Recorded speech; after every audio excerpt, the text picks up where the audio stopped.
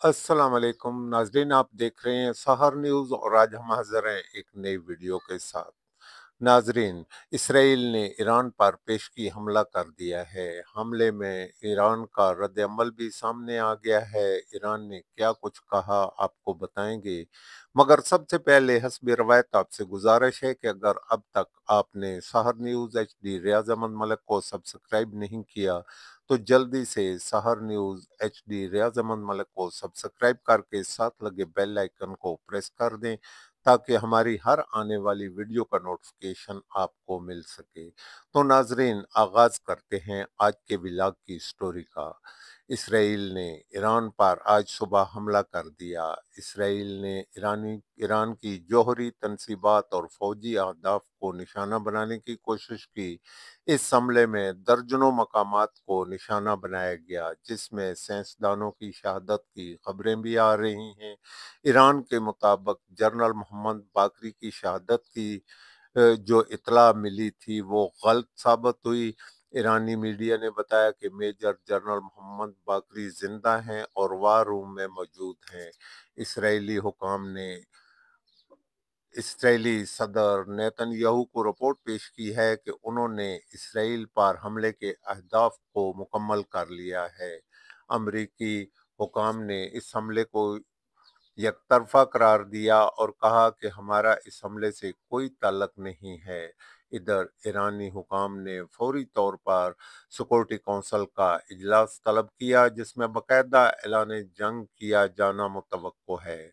बाज़ ज़राए के मुताबिक इसराइल को ये हमला अब महंगा साबित होगा। उस वक्त इसराइल ने दुनिया को देखे बगैर ये कार्रवाई कर दी है। ईरान से टकराना इस बात को साबित कर रहा है कि फ़लस्तीनी मासूम बच्चों की दुआएं अब सुनी गई हैं। बाज़ ज़राए दावा कर रहे हैं कि इसराइल और ईरान की जंग 2 हफ्तों तक जारी रहेगी, मगर बाज़ हलकों का ये भी कहना है कि इसराइल अब कुछ दिनों का मेहमान है। अब जालिम के खात्मे का वक्त आ गया है।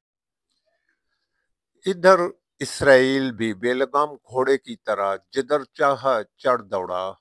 इस दौड़ को रोकने के लिए किसी ने भी कोई मौसर कार्रवाई नहीं की, जिसकी वजह से उसकी हौसला अफजाई हुई। अब चूंकि उसने बगैर इतला के ईरान पर जो हमला किया है उसमें ईरान का बड़ा नुकसान सामने आया है।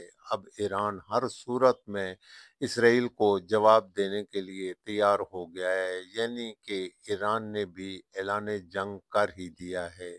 वो किसी भी लम्हे इसराइल पर हमला कर सकता है और अब जो हमला होगा वो वक्त ही बताएगा।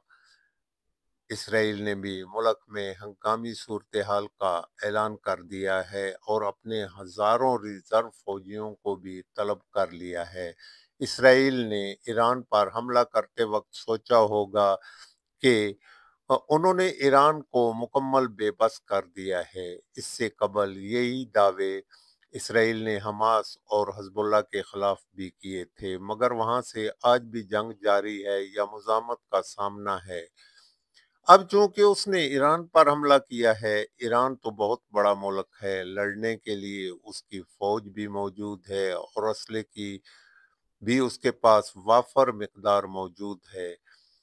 फिर ईरान इस्लामी मुल्क भी है, मुसलमान में जज्बे शहादत भी होता है और अब जो इसराइली प्रोग्राम के मुसलमानों को ख़त्म कर देगा, अब जज्बा ईमानी के साथ लड़ने वाली फौज से पंगा ले बैठा है।